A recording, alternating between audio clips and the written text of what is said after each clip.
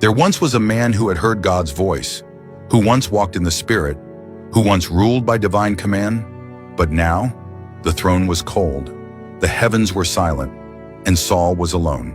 When Saul first became king, he was humble, chosen, and anointed by the prophet Samuel. He had God's voice in his ear and the Spirit of the Lord rushing upon him.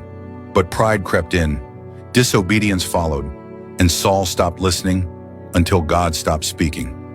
When Saul defied God's commands and offered unlawful sacrifices, when he spared King Agag instead of obeying God's judgment, the Lord rejected him as king, and the Spirit of the Lord departed from him.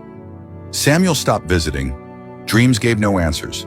The Urim, sacred stones used by priests to discern God's will, gave nothing.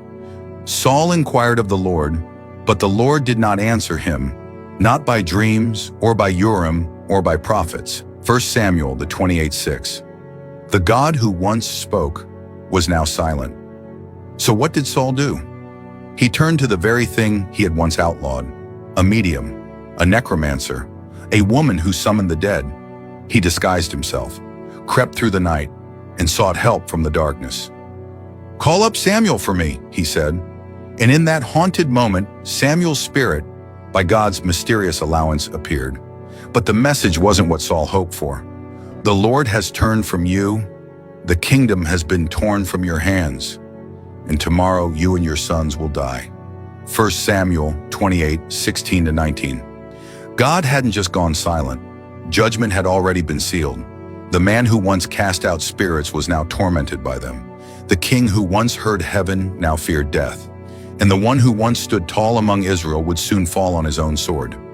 Saul's final hours were a tragedy, not because of what he lost, but because of what he ignored for so long. This isn't just about silence, it's about consequences. When we repeatedly reject God's voice, we risk becoming deaf to him entirely. God is patient, but his warnings don't last forever. There comes a moment when grace is no longer ignored, but removed. Saul didn't fall in one day. His fall was slow, layered, and filled with ignored chances.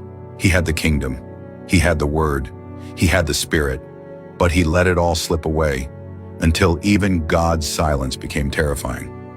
Don't ignore the voice of God. When God speaks, listen quickly. When he corrects, repent deeply. When he warns, change immediately. Don't let pride rob you of his presence. Don't let stubbornness cost you your calling. God's silence isn't weakness, it's judgment withheld. And when he no longer answers, it means the window has closed.